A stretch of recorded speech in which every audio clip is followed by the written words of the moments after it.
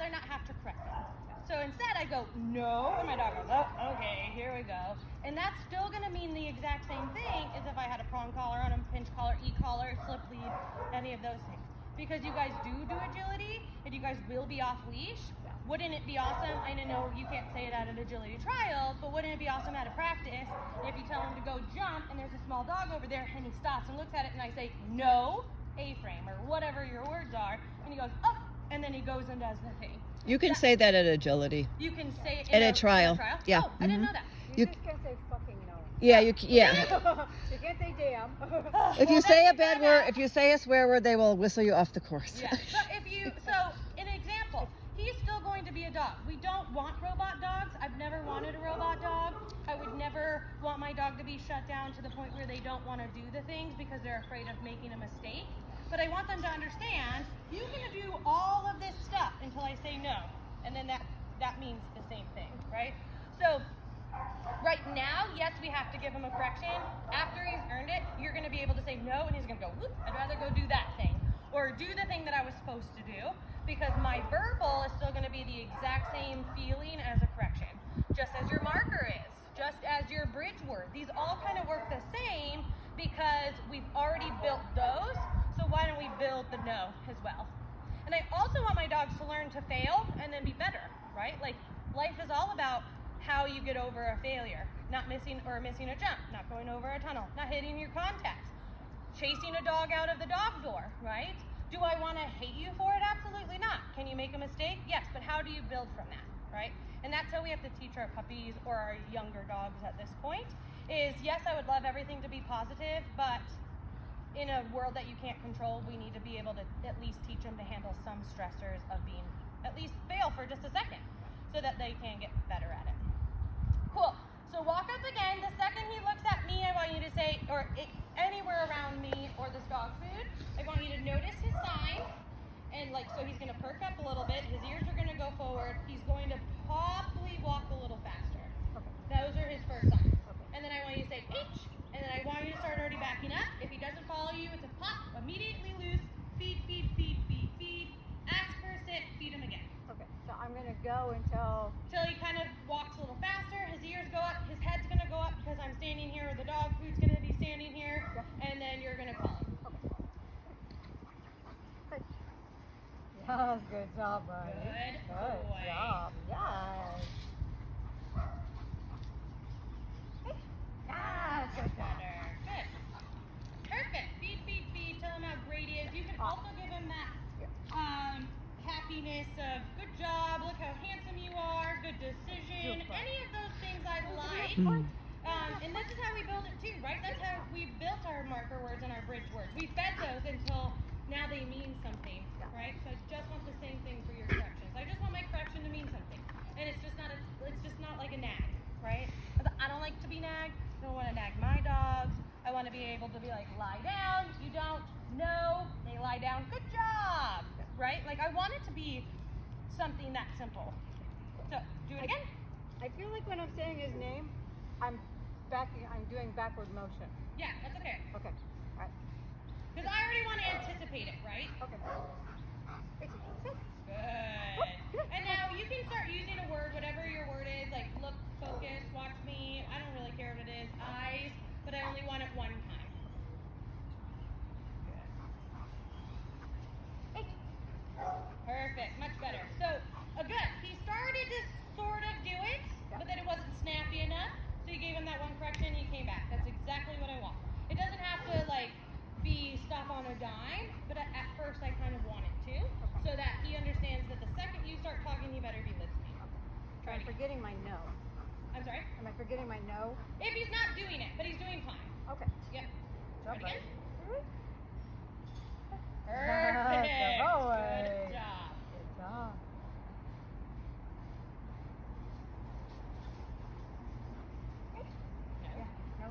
That's okay. Good.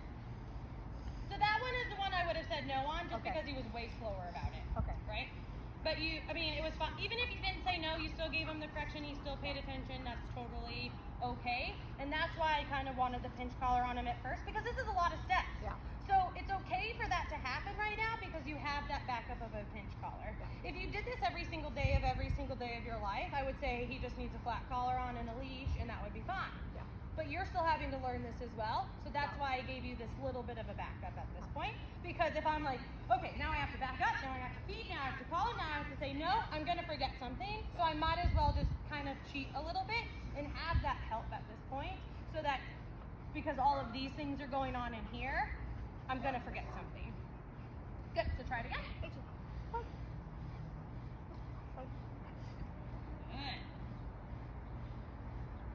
Ready?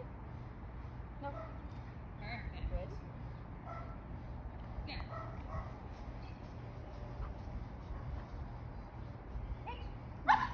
Perfect. Good. Awesome. He's like, but why is she sitting on the ground next to this food? Am I gonna get it? And that's what he's gonna do sometimes. Some of this is gonna be different, where he's gonna say like, I'm still not sure what she's doing down here, so I want to investigate a little longer. And all I'm gonna say is, I really don't care what she's doing, right? Like, I told you to come back to me. I don't care if she's rolling around making grass angels. I really don't care. What you have to do is you have to pay attention to me, and then maybe I'll allow you to go over or whatever later. So put it in your hand. One step, 3 back.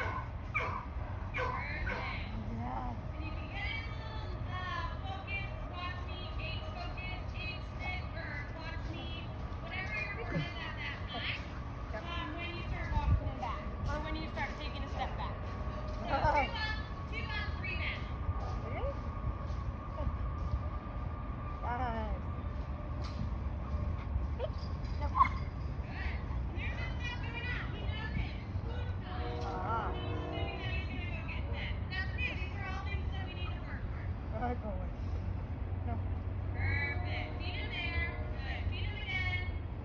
Take 2 steps up. Yeah, good job. Good boy. Good job. Good boy. 4 steps up. 3 steps back. Boy, yes. Good.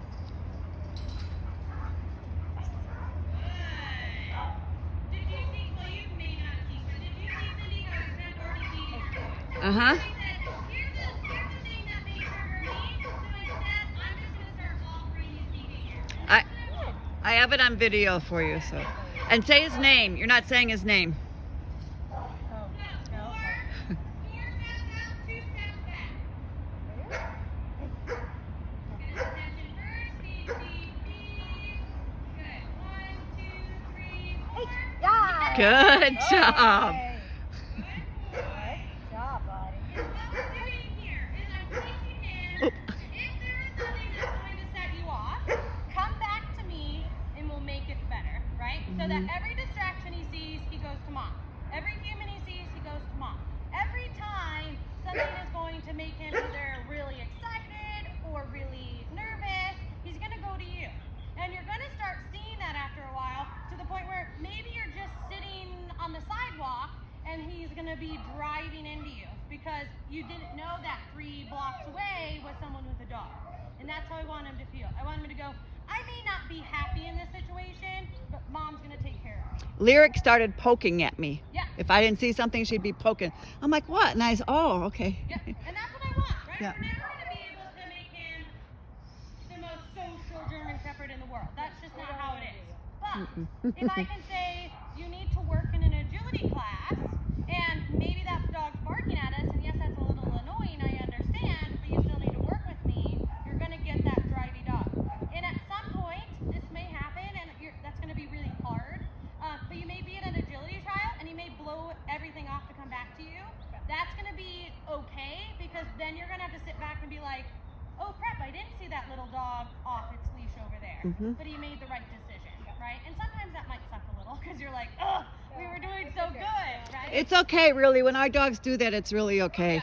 I mean, it does. It takes us back a second, and I'm like, oh, why did my dog do that? And I'm like, oh, well, because little doofus thing over here was, you know, like sometimes they notice things that we don't even notice until a video is being watched, or someone goes, did you see that lady was chasing that dog because it got out and 3 or 4 people did? He left to come back to you? Whew, that's all I needed, right? Like that's validation in enough of itself, right? So 5 steps up, 3 steps back. Let go. Hey, ready? Hey. No. No. And good. Yes, And good. you can just reach down a little bit more for his leash. That might help you with the correction. Good. Start walking up. 1, 2, 3, 4, 5. Aitch. No. Good. Yay. Let go. Good. Perfect. 5 steps up, 2 steps back. Good. Yes. Good. Right. 1, 2, 3, 4, 5. He's like, see, I don't even want to go over there because it's a little nerve-wracking, and that's okay. Yeah. So put him in a sit right there. Just let him hang out for a second. No. Sit. No. Perfect. No. Take 1 step back and drive him into your, like, so his back is towards me. Just like that. Sit him in feet. Nope, back Nope. up. Perfect. Ah, hey. So do you see the difference? You see Yeah. how he's good No. over there? Yeah. There's his bubble, Mhm. right? And that's okay for right this Yeah. second. So feed him a few more times. You're going to take 2 steps up, and then you're just going to have him sit and be fed right next to you. Until we really know where his bubble is with you, this is how we kind of have to handle it, right? Maybe 5 steps was too close. And you can kind of get a little closer to Cindy in 2 steps just so you're in the shade a little bit more. Here, Michael. Say. Get his back towards us. So put him kind of in front of you. Hey, come. Nope. Perfect. Good. Good. And just feed him a few times. Reach down and touch him. Tell him how good he is. Awesome. This is like crack, isn't it? Yeah, I know. It's like crack. Mm. If you need more, there's more there. But so this is how it's going to be. His bubble with me is different just because he's not really attached to me the way he's attached to you, and that's fine. But we have to see how these bubbles are. He got a little stressed out. Now we're hanging out and we're saying, why are you stressed? I don't know why you're stressed. He's doing much better now. We'll be able to pull it up a little sooner. But you're just going to have to kind of decide each day or each training session what his bubble is. And obviously our bubble is going to get different, smaller as the time goes on. So take 2 more steps, but take them a little bit more that way so that you're more in the shade. I know you're from Phoenix and this is a little cooler for you, but I'm starting to get off right. I know. You So lost 2 it. steps up and then just have him come right in front of you. Good. And feed. 2 steps and then. 2 steps towards me, but then just bring him right in front of you and feed him. Aitch. Yeah. Good job. So you'll also start to see if you get too close, then ask him to hang out with you, and he does a little bit, but he's turning to the side. You also know that that bubble's too close at this Mhm. point. When he's really happy and not nervous, he'll stay right here with you, right? He'll stay back towards you. You could stand there and talk all day if you wanted. If the bubble's too close, you'll start to get like this little side sit. You'll get the constantly trying to eat and pull over onto the side. Just take 1 more step, ask him for another sit, and that will release the pressure of that bubble. So 2 steps up, and then I just want you to ask him to go right in front of you, no back steps. Okay. Ready? Aitch. Good. Ah, Right bravo. there. Good. And then just feed a few times. Good. Good job, buddy. Good job. Good. And do it again. 2 steps. Don't ask you to sit right in front of you, no steps backwards. Did you get it? Did you get it? Sit. No. Sit. Good. Oh, boy. Ready? Good. Aitch. Yay. Good. Almost. Ask him for a sit. Sit. Perfect. Good. Good job. So that's how we kind of have to make this at first, right? And not that I don't, like you guys used to be able to walk like at a dog park or past a dog park or whichever is what you kind of said. Yeah. The reason I don't usually like doing that unless it's I'm trying to get away with it when I'm by myself and someone else can't hold another dog is I pair a dog that I know isn't going to fence fight. And we can really teach barrier aggression at that point, right? So I don't usually like, now if you had like the corgis do it or Force do it because he's gonna be aloof to it essentially, or a dog that likes hanging out, like sometimes I'll toss food over and work a dog, but I don't want them to charge and run and get the fence. That doesn't really teach him to handle dogs well. That just teaches him to be quiet, but still have those emotions in his head, right? So instead, do something like if there was a really nice family friends lab or the corgis or force or whatever, and we can bribe them by staying next to the fence with food, but we can work him by ourselves. And I use the fence only for my his safety when it's by myself, right? So absolutely would that be good for the corgis? They could be on their own side, no resources, but like they just hanging out, laying in their bed or on their whatever, couch or whatever the case is. And you can work him during that time so that he's learning to pay attention while they're around and vice versa. They're like, oh, he's back, but he's not really like annoying us. But I wouldn't do any more like dog parks. Yes, I understand that like it was good because you saw lots of different dogs and it was a good way to at least work some of the reactivity. But if it's charging dogs, we're not changing the thought process of dogs. We're just challenging him to be quieter about it. Yeah, I mean, in hindsight, I don't think it wasn't helping his anxiety at all. It was kind of like, okay, here we go, and I just got to manage this until we're done. Right. Yeah. And I get to that point too. It's like, if someone was charging me all the time, even if it was through a fence, or if a dog was charging me all the time, let's just say you were walking down the street every day by yourself, and this big old mastiffy thing was charging every day, you would still be like, I really hate this dog, right? And maybe the first few times you would jump, and then after a while you'd be like, I know that this dog's here, but your brain is still going to be like, I know that this dog's still here, right? But you're maybe not changing, you're running better, you're not paying, you're like, you're stupid, but at the same time you're like, could I outrun this dog if it jumped the fence, right?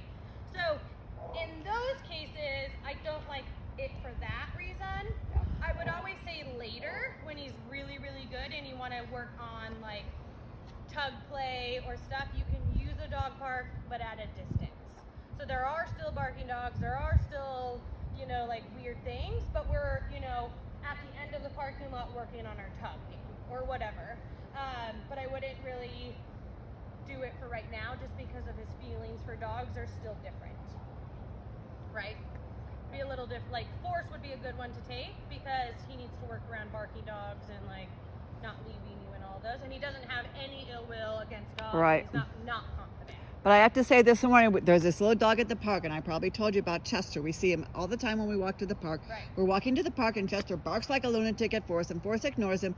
This morning, and I saw the dog in the distance, and I said, Just Forrest. reach down and put food in front of his legs while we're talking. Every once in a while, just reach down and toss food. Sorry. That's okay. And I said, Forrest, there's Chester. I said, heel. And Forrest looked at me, and we walked right past that dog as it was barking and lunging, and Forrest was like, I'm healing. Yeah. And I was so proud of him. But that's a little different, right? It is. His feelings towards dogs aren't awful. Right. And his feelings towards dogs aren't awful. Right. But they could be later. Right. So we're going to say, yes, I know that these charging dogs are annoying and stuff, but like I want you to feel better about it rather than being like, just maintain walking with me. I would rather maintain a focus rather than just walking past them. Right. And perfect. So when I told you to like feed, every once in a while just drop food. So he still thinks that you're paying attention to him even though you're talking to me. I like that too because that'll be the time that you start to talk to someone. And we've always worked on this, right? Standing and feeding and watching. Standing and feeding and watching. The second I go up to talk to someone is the second they go, aha, she's not paying attention. I get to stare around everything. So even in like my general obedience class, I make people like walk up in kind of like a parallel line, kind of like this. And I say, feed and talk to your neighbor. So I'm still paying attention to you, still giving you good eye contact, but my dog's like, man, this is so great. Like, she gets to talk to people. All I have to do is sit here and get food, and that's what I want. So that after a while, especially my reactive dogs, go like, she may be talking to someone, or we may be waiting on deck or whatever for our trial, but I'm still getting paid attention to, even if mom's doing something different. Because that is a huge one. Where you start to go like, you do this all the time, and then you go up to like, hey, not right now, like we're training. The second you lose eye contact is the second that dog's like, oh crap, that guy was here, right? So I want it to be every once in a while, just reach down and toss a piece of dog food or kibble or treats or whatever. so that they do still have their mind going. Reactive dogs, if we aren't working their minds, is when they're going to become reactive, right? And so I like some games, like touches or spins or sits or downs or focus or squirrels or whatever you want to call them, backups. But I also want them to understand that even in a down position or a down stay or a sit stay, even if I'm not constantly doing something with you, you still need to be somewhat checking in with me, because I'm still checking in with you even if I'm not standing here, right? Like, she's looking over there, I'm looking directly at you, she's over here staring because his dog's barking right now, right? Hey, Joe. Oh, good. Good boy. Good job, buddy. And this might have to be a little bit more food, so just thumbs up or and then you go. Fine. She's also like, I never get this kibble either. Isn't it funny how sometimes just changing kibble, the dogs are like, oh my god. Mhm. Oh, good. Well, yeah, well, Force wouldn't eat, so I gave you some of my kibble. And he was like, oh. He never wants to eat before an agility trial. He probably wants to puke too, just like us. Like what we were talking about. So stand up straight and then just drop some in front of him. Perfect. And the only reason I said straight is just because later you're going to want to handle it this way. So at first it's totally fine to feed in here because you're trying to be really connected. But after a while, I don't want you to have to like walk around like this all the time. I want you to be as nonchalant as possible, because that's how you're going to train, and that's how you're going to run agility, and that's how you're going to hike and all of those things. So yes, it's totally fine at first to be like, hey, pay attention to me because there's something very stressful. But at the end, I want it to be faded. Just like you fade your downs, just like you fade helping sit, all of those things, we fade that. I just want to fade my body into normal stuff as well. Questions about this stuff? No, this is good. Good. Yeah. I know this was a lot, but Yeah. No. I video. I'll figure out how to send it to you yeah. because You the guys file got will be iPhones? big. Yeah. Yeah, you can just airdrop Oh it. yeah, I can just airdrop it to her. And that's like a lot of size of a video you can do. Okay. Perfect. So I'm gonna put her away, and then I'll come. You guys, once she's out, you guys can throw the ball if you really want for a few seconds. Maybe we should pick up the ball.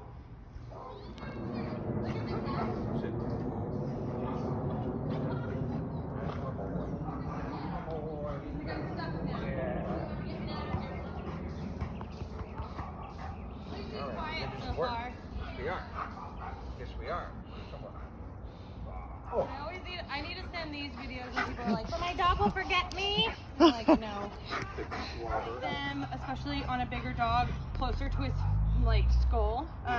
So I it know is. you have him right behind his ears. Yeah, and it is a little tighter. It's not super tight to the point where he can't breathe, obviously. Like, I can fit a whole hand in there. But especially with like a male dog with a long neck, I like to be able to have it a smidge tighter so that it doesn't keep rolling down or anything.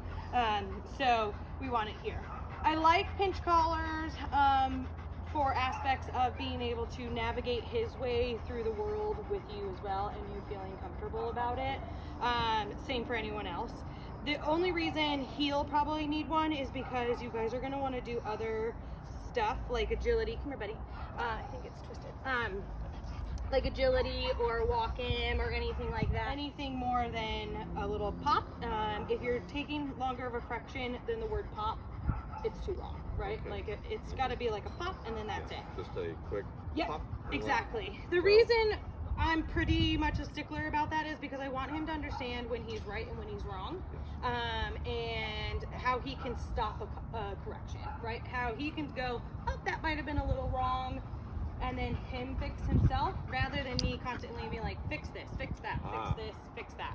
At first you may have to, especially when you guys are getting on the same page, you may have to help him a little bit more, but later I want him to feel that he can not have a correction at all or escape it really quickly. I like to give him the leeway of being able to have a good decision or then get a So correction in a it fair gets one. to be a signal to him to self-correct. Yep. That's what we're going Yeah, for. because later you're not going to have a collar on him, right? So later I would like for my voice to be his control, or a word, right? No, stay, come, tunnel, whatever the word is going to be.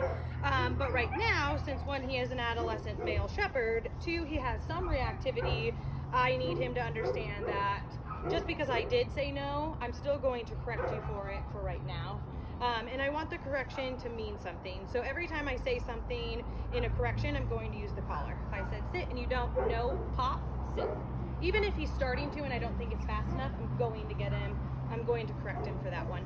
For right now. Again, this is like a condensed thing, and then later as time goes on, you won't even need it, but for right this second, we're working in the present on this.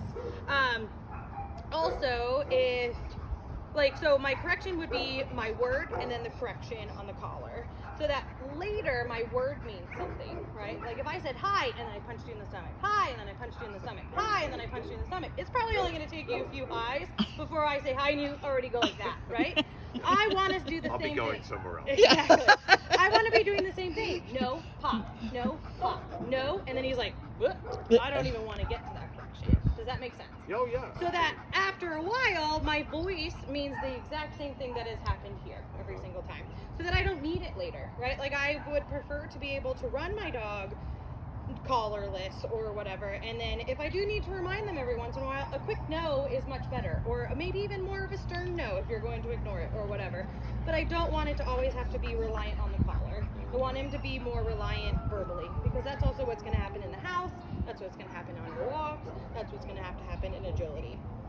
So when we're working it, at first, all I want to do, hi bud, is I want to make sure that the leash is set up for me. So I know that you guys are both different heights and arm lengths, and he's a tall dog. So sometimes maybe working different leashes may be best for you and Beth at this point, or just having two notches or holes or marks on the leash or whatever is good for you guys. The reason I want that is because it's a visual for you guys to be as consistent as possible, right? So today I'm not going to walk him and be like, okay, Aitch, let's go this way, and we walk this way, right?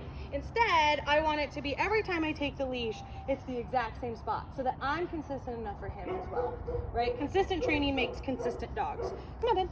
So when I start walking him, I want it to be somewhere that I feel is pretty controllable. I don't want him super far out in front of me, super behind me, or to the side of me. Now, when I'm walking him and there isn't much of distractions, I may let him out to the end, or if I'm on a hike or whatever, he may be able to go a little further, but I don't want it to always be that way. So for a while, the tighter reins at this point, and then when we're going, like on a hike, I never heel my dogs on a hike, or actually on a lot of walks, as long as they listen to me, right? If I say here or whatever, come back, if they come back, then they can go back out later. But if they're not going to listen and I can't control every other dog or every other situation, he has to be close to me at this point, so that I can effectively make a correction, get him his attention, or navigate him and I away from the situation. Yeah. So when we're starting, hi handsome boy, handsome boy, I'll just start, you know, pretty close so that I can have the same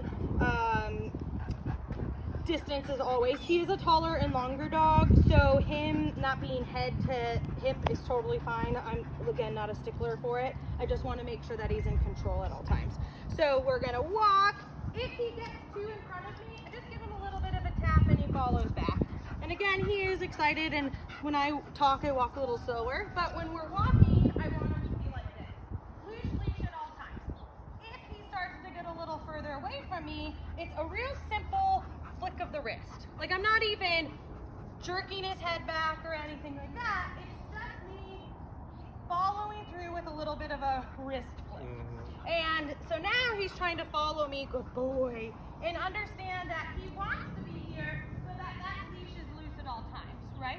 If he gets out of it, that's okay. He can just come right back. And then again, it's soft again so that he isn't getting corrected. If I were to hold it all the time and walk him like this, he would start going, okay, well, that's how it's supposed to feel, and he's going to be further away. He's going to want that correction. He's not really going to understand it. So we want to make sure that it is, you're so handsome, that it is really loose when I need it to be loose, and then when I do need a correction, it's harder. If I need a correction that is a little bit more severe than just a wrist flick, then that's what's going to happen, right? But when he's walking, he really wants to be right, and he really wants to walk with you because that means more walking, right? If I get to be better on the leash, then that means I get to keep walking. So he, like a shepherd, really wants to go and do the things. They like to work. So, especially him, since he didn't turn off as a puppy. So we want to make sure that he is really understanding the definition of walking, okay? When I start walking him a little bit more, and this is how you're going to do it in just a second, when you start walking him in a little bit more, it's going to be a lot more reward at the time. I know they're a little frozen, but you don't care. So when I start walking him, it's going to be kind of the same way. It's going to be, and you can change it, this word, I don't usually put a heel into it, just because my heel's a little different, and heel and here kind of sound too much alike. So my word is usually let's go. You can absolutely change that later if you would really like to, but let's go is just usually a little nicer, I feel. So when I start it, it's like, let's go. And we start walking. When he checks in on me every once in a while, I'm going to reward him for it. Even if there is no dogs around or anything like that, I want to be able to reward him at any given time so that when something is to happen, or there is a dog or a human or whatever, he opts to look at me first. If I reward it when nothing's happening, he's more likely to give it to me when something stressful is happening. So I want to just reward that every once in a while. And he's obviously in a lot of focus with you because there's a handful of treats here. And that's fine. And yes, so that's reinforcing that when there isn't that handful of treats, he's still on you. And then when I start to do it, and so again, right now I'm not going to say get rid of the treats at all, right? Oh, yeah. Because he needs to be paid for something very hard at this point, which is getting rid of the feelings for dogs or the feelings for humans or whichever. So for right now, I don't really care that there's food, and if he wants to hang out and give me a better heel because of food, cool, like even better. I want him to assume that every time that we work or every time that we go on a walk that I'm going to pay him, then that's going to bring his loyalty even more, or his understanding of what I really want. So even if I were to walk flat-handed and not walk with it, he's still going to try and offer a little bit more because we've worked this so much. Good boy. Good. And then I can add duration to it, right? So if I say this is, 3 or 4 circles before feeding him, then I can feed him, right? And then I go, okay, so next time my duration was 3 or 4 circles or whatever, then I can do 4 circles and then 5 circles and then 6 circles, so that he just starts to build his duration up a little bit more.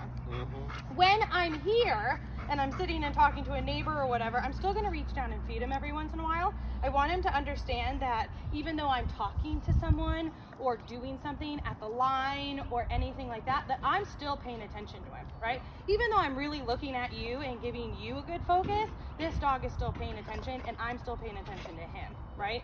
So I want to make sure that we are still kind of on the same page, especially when we can't control other people, like agility people, flyball people, dog diving people, any type of dog person. When their dog isn't reactive, they tend to not focus on the dog. They go, oh, I have his leash, so that's fine, right? And then you see like the whole thing up like that.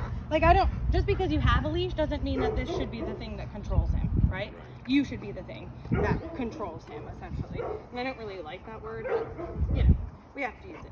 So when we're working and sitting and talking, I still really want him to be understanding. Even in a down position, if I were to down him, I still want him to assume that every time that we're talking or after a while, or there's those barking dogs, every once in a while I'll just reach down and either throw food to him or hand food to him. So that he starts to be like, cool, I don't need to care about those other dogs. I don't need to care about anyone walking. I don't need to care about the guy with the forklift across the fence. We just want to make sure that he is really, saying like, anytime I just stare at you, I get food. That's the easiest job in the world. And I go, absolutely, it's the easiest job. So that when I do put him into situations, all I have to go is, Aitch, remember we have to look at me, and then I feed him. And he's like, cool, this is easy. So what we're going to start with first with him is you walking him. Okay. And then you can either use your food or my food, doesn't really matter. And you're just gonna walk him. And when I start my loose leash walking sessions, at first I do small circles Sure. Because it's a little easier for me to control What do you it. think Dad has? What do you think? Yeah. I like to be able to, and you can go a little tighter on his leash, a little closer to his face. Yep, perfect. And feed him the first time so he knows that you have food because he just transferred. Oh, yeah. Good, perfect. And a little few small circles at first, and then you can go wider. And if he gets too far ahead of you, I want you to pop him. And perfect. And then you can feed him for good stuff. Good boy. Good boy. So at first, yeah, when he's, Good. and then reward him right away. Yeah. At this point. Yeah, for right now. And you don't have to do a huge correction, just a small Good little sit. Good sit. boy, Oh, that's good boy. correction. So walk again. And again, it's going to be a little hard at first for everyone working, right? Because everyone walks different. Everyone is a different height. So the first few times that we're really starting this, that's why I also like to do small circles, is to give him a little bit of reminder of who it is, because that wouldn't be fair. If Cindy were to walk him, I guarantee you I wouldn't be able to walk him as fast because she's got much longer legs than I do. So I don't want to be like, how dare you just walk with Cindy for 4 miles and then walk with me and then I correct you for everything. So I want to be able to really give him that time to set up and walk with my style. Good boy. And you can always just tell him how good he is too, even without a reward sometimes. Just to give him that verbal reward that you're still paying attention. Good. Come on, up. Yeah, people don't get that a lot of times. You know, like when you say remain neutral or whatever, they look like mean and they don't say anything. I'm always telling Ernie, I'm like, you can talk to him. Right. Oops, careful. I did you eat it down the wrong tube? Good Sit. boy. So if it's a sit and then a no, perfect. Oh, make sure he sits before you feed him. Oh, I didn't sit. That's okay. You're a little skunk. He is. So just ask him for another sit, and then if he doesn't, no. Sit. Perfect. Oh, perfect. Good boy. Here you go. Good. And when I do my obedience after they really start to understand, I like to change my voice up a little bit. So I like to say sit, and if he doesn't, no, sit. So that after a while, my no correction means a little bit more than me being like, sit, no, sit, no, you stupid dog, right? Like I like to be able to change it up. And it doesn't have to be like a no and hateful, but it's just a smidge different so that if my inflection is still the sit and down and stand and pop and move and bend and all of those things, that one is still a little bit more encouraging, right? That one is still a positive reward, and that's what we really want. My no correction or my quit correction or any of those are a little bit more piercing or a little bit more mean, I should say, so that my correction still means something later when I don't have a collar. Yeah, because they don't speak English. Right. So as long as the inflections are not the same for everything, they key on that. Exactly. Like I always we joke about it at fly ball, like our whippets are really sensitive, so I'm always like, you're so stupid. They wouldn't know, but I'm actually very mad at them. But I'm like, oh, I really hate that you did that. I could say that they were stupid dogs and I was going to send them to the pound or put them in for Chinese food, but they would never know because of my tone. But if I'm like, get over here, even if they don't really know what that means, they're like, something is going on. And I'd rather that correction than constantly having to give them a leash correction, right? Does that make sense? I kind of like it a little bit more of an emotional correction than a physical correction. And they know the difference in inflections. Like, so sit, pop. Sit. Like my release word for agility is okay, and we say okay 1,000 times a day. Course. Yeah. But he knows the difference. Exactly. They know. Yeah. So, and I do like that because, again, this isn't just going to be a pet dog, right? We would like for him to do things, camping, off-leash walking, agility, all of those stuff. So I need a little bit more control than you would over a pet dog, right? Like maybe your pet dog is more like, okay, so stop using the word okay because you use the word okay all the time, but you're a little different because they're pet dogs. This one is we have to train it a little bit differently because of the goals of later. So that's why I'm pretty different on my sit and my down and my stay and then my no. Like even if it's not a I'm gonna kick your butt. Things that are positive have a little bit of an uplifting thing, like good boys and exactly, and good, you know, and the sits and the things you want that are positive. But the corrections are a little more hey. And with your collar for right now. You're with the right now. So it's going to be no at the same time. Give them that pop so that again we are getting to that point where my negative words, which aren't really negative, but my negative words of you better listen or you're going to get something is starting to become that hey punch. Hey punch. If I started doing that to you, everyone would associate hey as a bad thing. So I want my no to be the same thing so that later I don't need a collar correction. And at this point we do, because he's young and he is a little reactive and he is a shepherd and he is a male and he is a puppy and. But after a while I'd like to figure that out, right? Even my whippets who never had a prong collar on in their entire life still know what no means, right? Because at some point I'm going to need that, right? And I need them to go, eep, she means it, and then comes back rather than be like, I've never heard this before, so it doesn't really matter. So we want to be able to build that just a smidge more on him, and duration. So my duration can be those good boys or let's do it or come on hurry or whatever, so that my duration is extending our walks. So now I want you to do 2 circles and then every few steps just reward him with your verbal reward and then a sit and make sure he sits before you feed him. Okay. So a few circles and just tell him how wonderful he is. Good boy. Good, and good. Oh, yeah. 1 more circle. I need to grab more treats. Yeah, that's okay. Oh, that's the boy.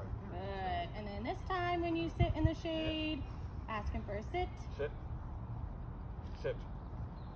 Perfect. Yes, and you can boy. reach down a little bit more on your leash so that you can get him the first time. Okay. Yeah. So, at this point, we're talking about keeping the leash maybe only about a foot away. Yeah. So we have a quick correction, though, just a little wrist pop is all it takes. Yep. So hold it under that. Okay. Yeah.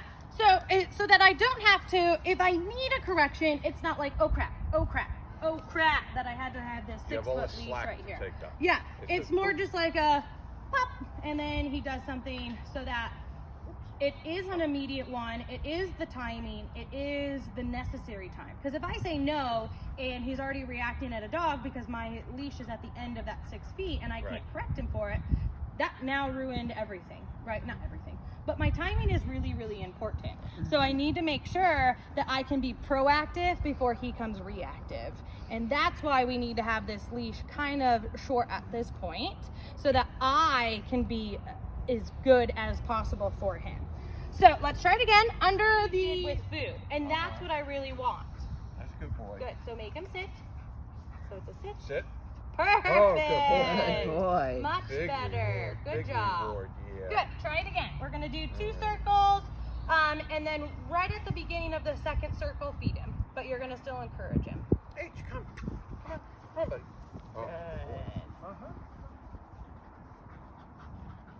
Good. So the next circle, you'll feed him. Hey, come. And then you're gonna do a sit again, and then a down before you feed him. Okay. Sit. Good. Oh, good boy. Good. And then down. Down. Perfect. And Good feed. boy. And then while we're talking, just every once in a while, just drop food in front of his feet right there while we're talking, so that you can prepare for this a little bit more as well.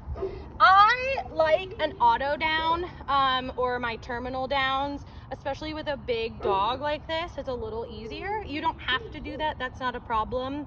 But I can get to a dog sooner if they're in a down, if they're going to react, right? Because it's another step before they can lunge or whatever. So I really like an auto down, and he'll offer that every once in a while. If you don't want it, then just don't offer that or don't reward the down as much.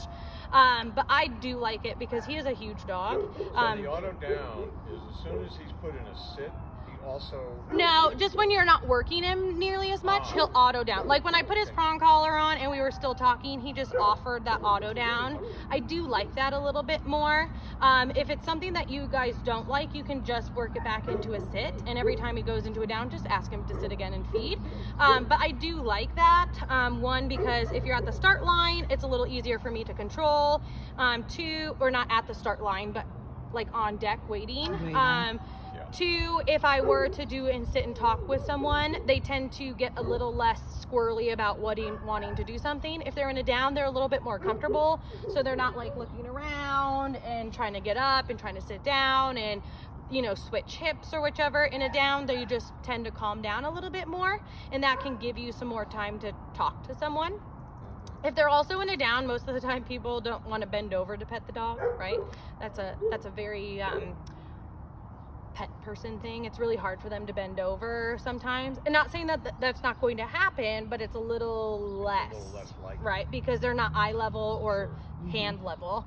So I do like that. If you guys don't want it later, that's totally fine.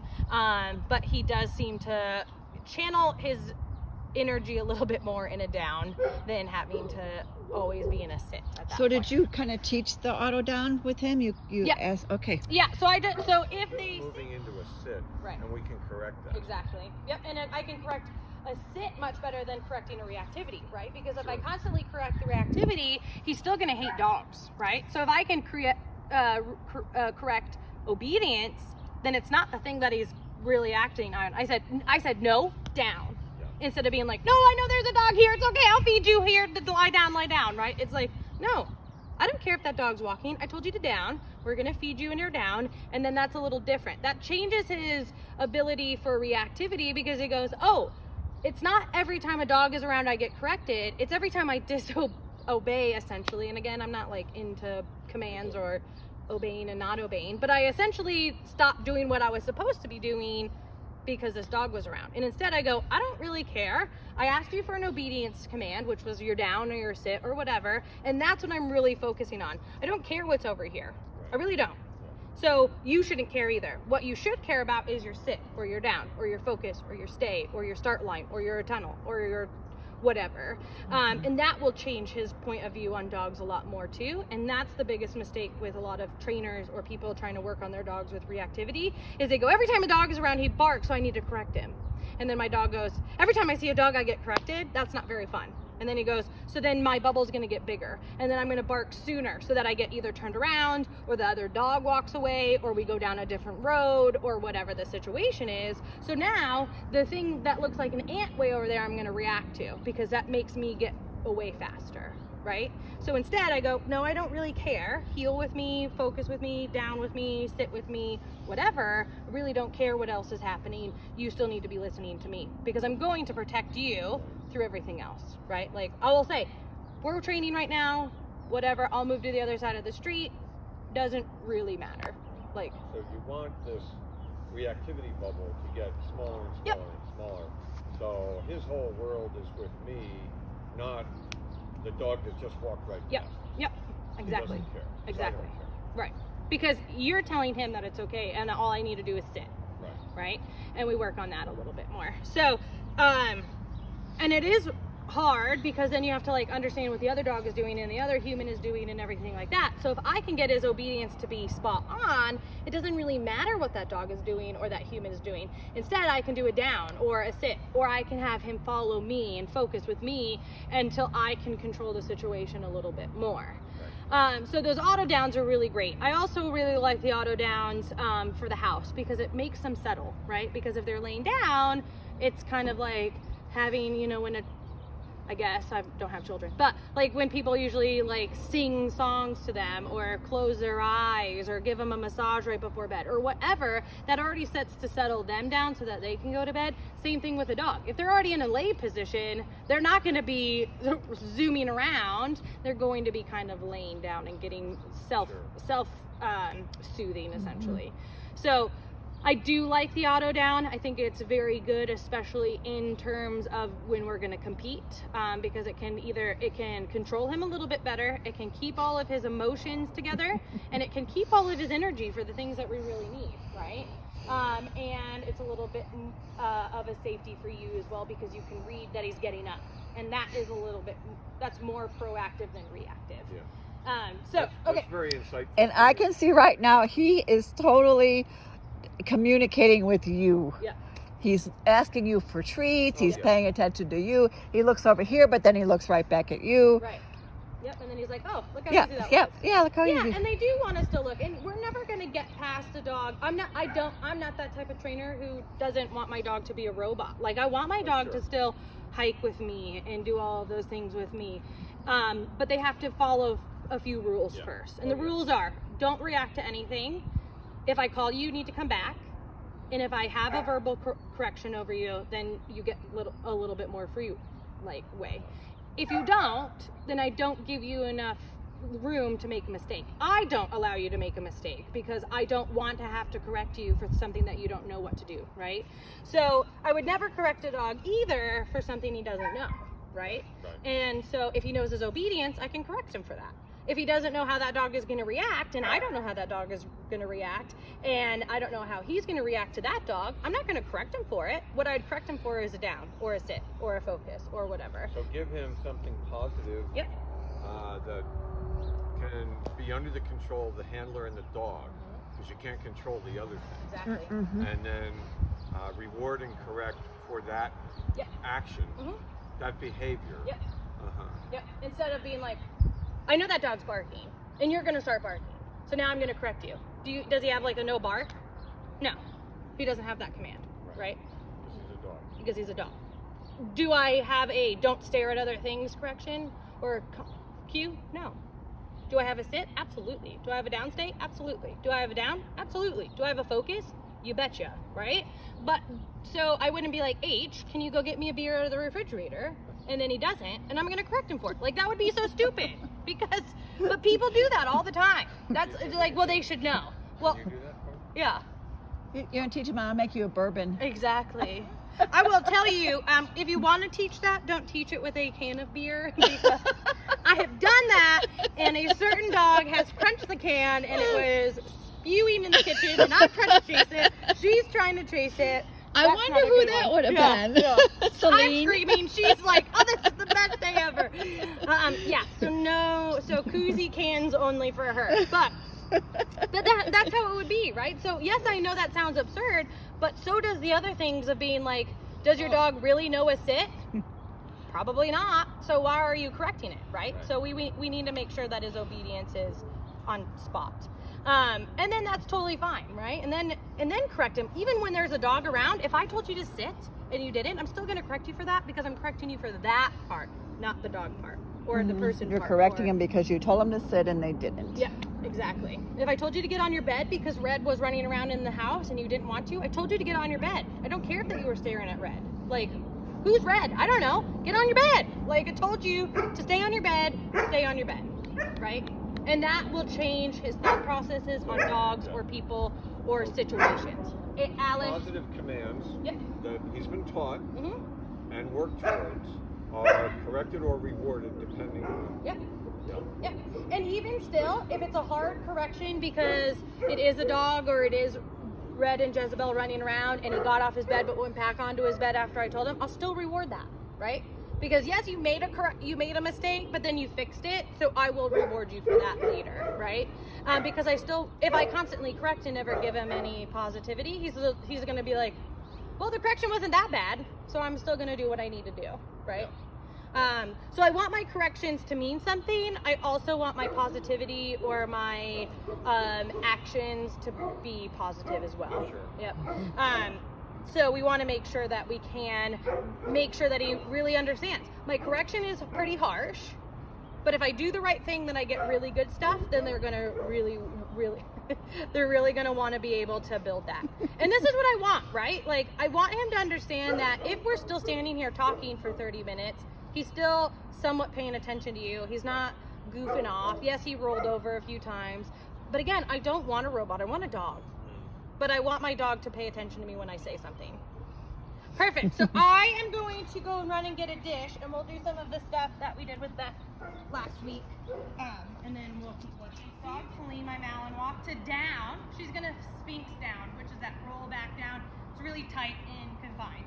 And then she knows I'm going to release her either for a toy, or I'm going to come back for a toy, or I'm going to reward her with food or whatever. My lie down is lie down in the shade or whatever, because for right now I need you to do something, but I can't be with you at all times, right? Like if it was a reactive dog or whatever, I tell her to lie down and she'd seek shade and she'd just lie down. She wouldn't come hang out with me. She wouldn't come push her toy into me. She wouldn't go over to him. It's her lie down command. And that'll usually be like in the house, like go lie down. And so she knows like she can do whatever, but it's still somewhat controlled, right? So my lie down would be lie down, and then they lie down, and then I'm still gonna reward and still feed every once in a while, but just know it's gonna be for a long time. Does that make sense? Oh, So it's kind of cheating a down stay. Do you use a stay? Not on my lie down. Yeah. No. What about on your down? I do. Absolutely. So, and again, I know that's like, this is how Michael does it, but it's like a down, and then I'll tell her to stay if I'm going to release her. If it's going to come back, it's just a down. Does that make sense? Yeah, see, I don't use stay. If I say down, you stay down until I release you. Yeah, which is totally fine. But for Yeah, like for dock down. diving and stuff, I didn't want to ruin her down.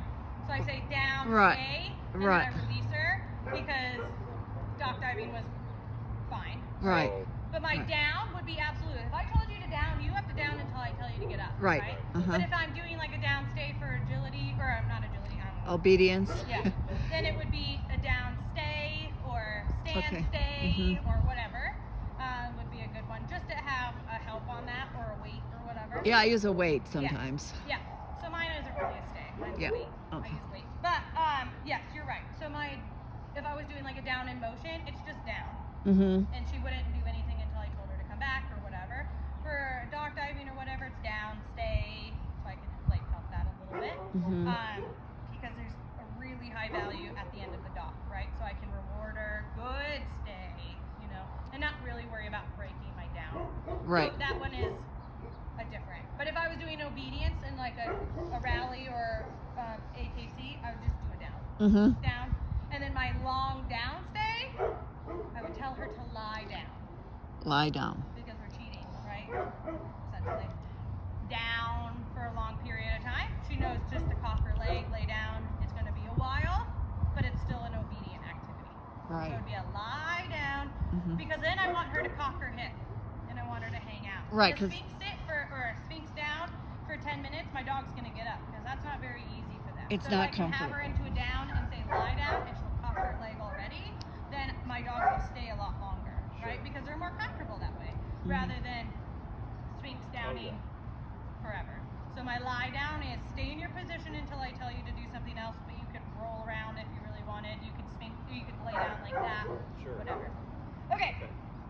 So absolutely, if you want to, this is more controlled, right? I can set it down and it just stays there. So what I do is I like jiggle it around or whatever, it has food in it, so he gets a little bit understanding of what it is. H, stop shaking so I can show you this. Turd. So he sees it, he knows that this is a dish right here, he sees it. The reason we use this dish full of food is because he's going to kind of show you the same signs as if he noticed a dog or a human. Sure. Right, his ears are going to go up, he's going to perk a little bit more, he's going to get a little taller, and that's when I start correcting him, right? And before he starts reacting. So when we start walking, it's going to be here, you're going to see him, he's going to notice the bowl. All I'm going to do is say H, and I'm going to back up. When he starts coming with me, I'm going to feed him through it, okay? So then we're going to walk up again, he starts to notice it, H, and I feed, and I feed, and I feed, and I feed. The reason I want you to back up is because one, my dog can't pull me when I'm backing up, right? He can't. If he wanted to turn back away, I just keep walking, and he can't pull me. Two, if I can have him look at me and have his back towards the distraction, now the distraction is gone, essentially, right? The other reason I like to back up instead of me going in front of him, if I were to go in front of him, then we do this little dance, right? Like, oops, Sure. you can't do that. Yeah. One, then I get nervous because I can't see where the person is, where the dog is, right? I can't notice where they are because my back is to the person. Two, not that he's gonna bite, but a lot of dogs can bite because you're blocking something. So we wanna keep you safe as well. He's not going to, but it could happen. And third, I don't have as much control over him, right? Because he could pull me. He could run around behind me and pull me.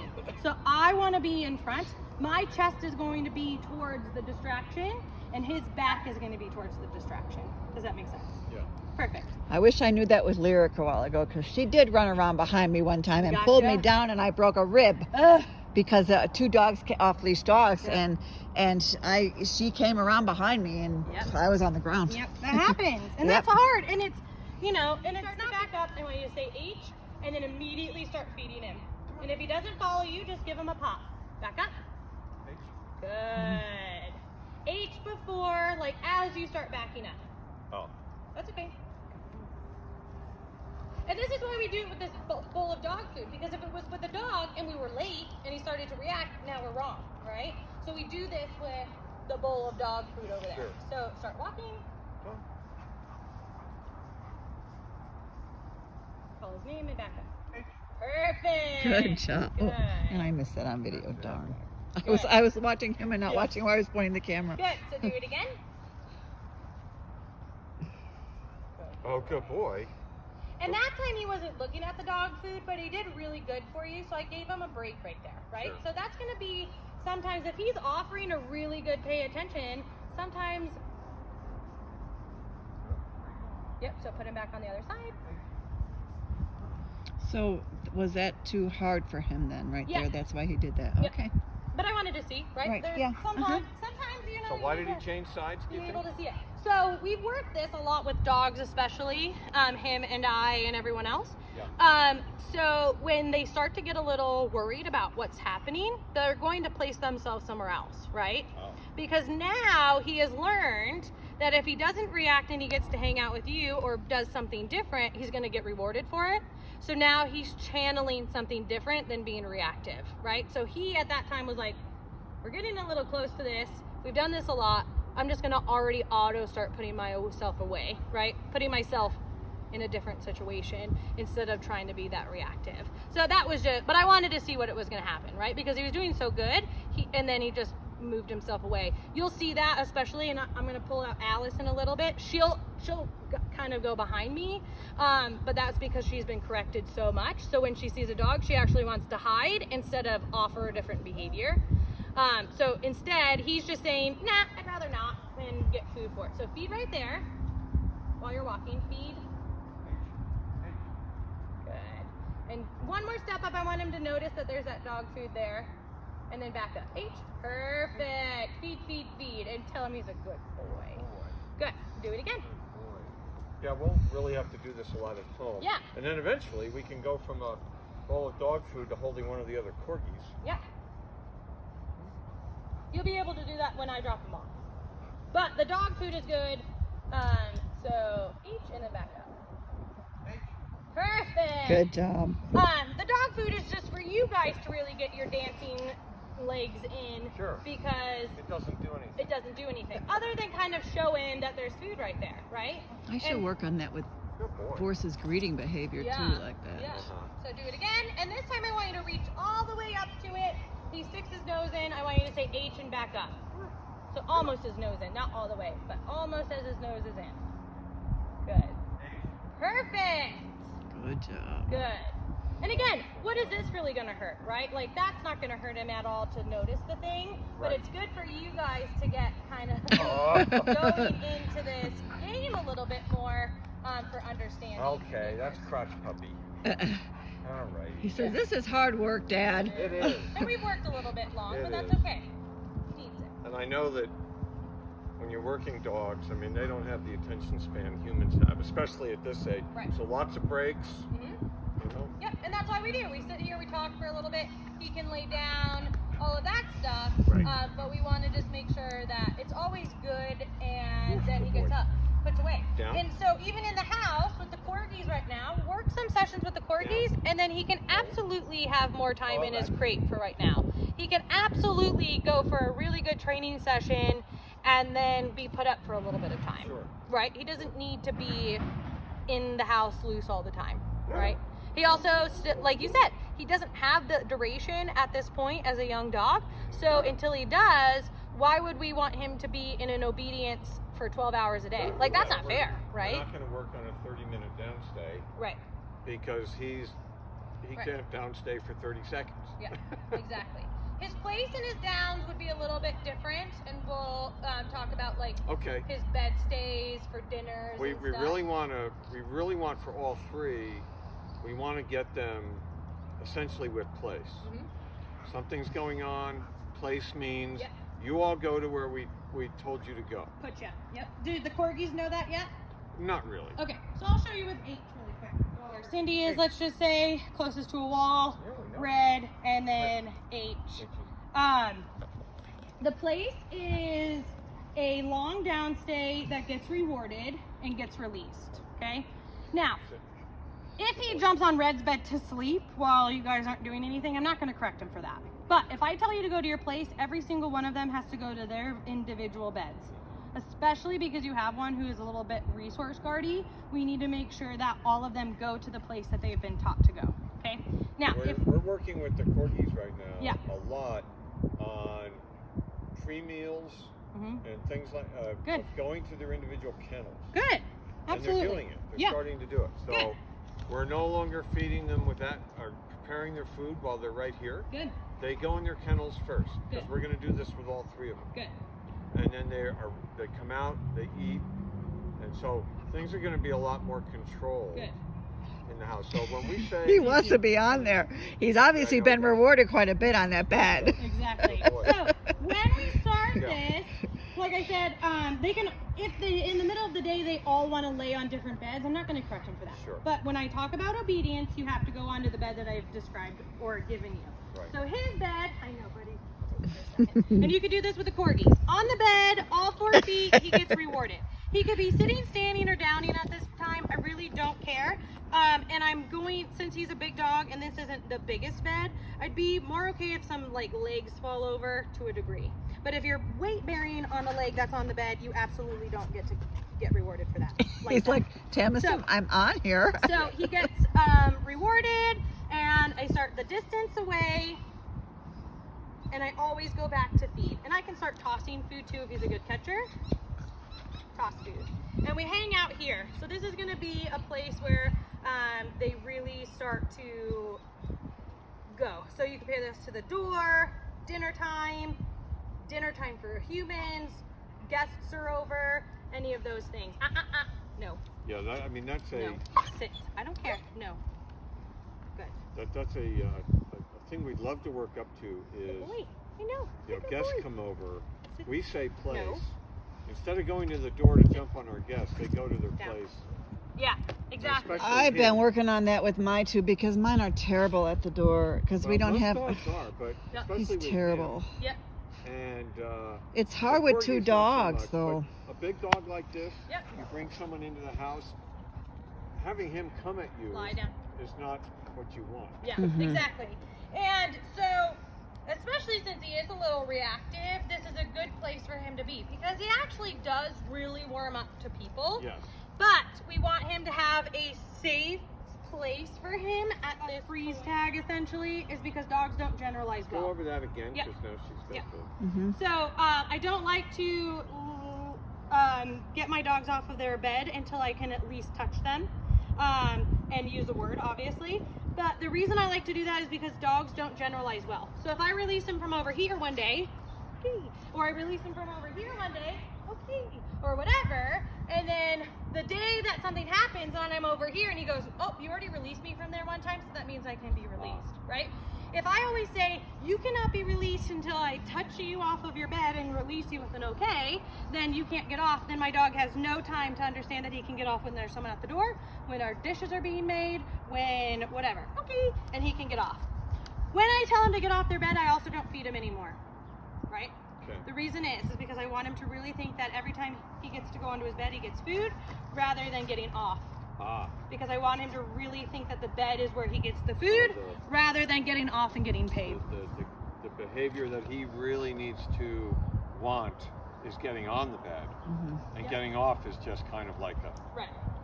It's like, oh, well, I don't want to get off then, right? And that's what I want. I want him to be very, very sticky here so that I can pair it to bad dog behavior, bad doorbell behavior, bad other dog behavior, right? Jezebel's getting crazy, on your bed. He gets on his bed, he can calm down. I can effectively keep him in a spot until I can control the corgis, and he's safe, and he's not doing anything, and then I can correct those ones, or vice versa. I can tell them to get on their bed so I can get him, and then we can move from there. So daily, this should be worked on. And this should be a longer downstay. 30 minutes. We've gotten him to about 20 so far. But it's obviously, I'm not also not ignoring him for 20 minutes. Good. And then feed a few times. And then I never leave until they offer some position, a sit or a down. And he'll offer it. And I reward that? Yep, and you can just sit here for a little bit. I obviously dropped a treat still, it's fine. The reason I don't do anything go. good until he offers something is because sometimes they're still too excited, right? The door is there, the corgis are there, and if he's standing, I didn't set him up for success correctly, right? So I want him calm before I leave. So And tell that- him to... So it's more meaningful and everything that is coming from him, Yep. not me constantly yelling sit. Yep. Yep. I want him to think that whatever he does, you do. I want him to think he's training you Yeah. rather than you training him. Good. So then walk away. So you can tell him to stay on his bed or. Stay. Okay. And then just hang out. And then every once in a while, I want you to just walk over and feed him. And don't stare at him when you walk over and feed him. Okay? Just walk up like nonchalant and feed him and then walk away. And don't say anything this time.